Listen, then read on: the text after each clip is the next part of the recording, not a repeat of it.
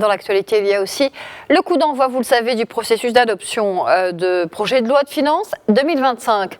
Au Parlement, la Commission des finances à la Chambre des représentants se penchera à partir de jeudi sur les nouvelles dispositions proposées par le gouvernement. À partir donc de jeudi prochain, la première chambre dispose de 30 jours pour apporter les modifications et se prononcer sur le PLF avant que le texte ne soit discuté par les conseillers de la deuxième chambre. Ce projet de budget de l'État prévoit également l'exonération temporaire de la TVA sur les opérations d'importation de certains animaux vivants et produits agricoles. Je propose d'écouter à ce propos le professeur Hassan El Harafi, professeur en finances publiques à la faculté des sciences juridiques et économiques sociales de Rabat.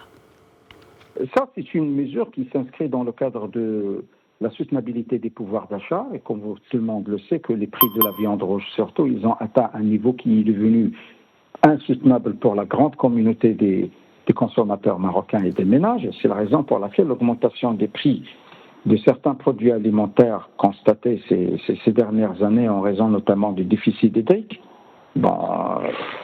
qui s'avère dû à la sécheresse, assortie d'autres conditions et des aléas externes, et dans le but d'assurer un approvisionnement normal du marché national à des prix convenables. Et il est proposé à travers le PLF d'introduire une mesure temporaire afin d'exonérer les opérations d'importation de certains aliments vivants. Cette exonération, d'après le PLF, concerne les aliments vivants des espèces bovines, ovines et caprines, les viandes reproductrices, les viandes des animaux, ainsi de suite. Et donc, également, il y a l'augmentation de la part minimale du produit de la TVA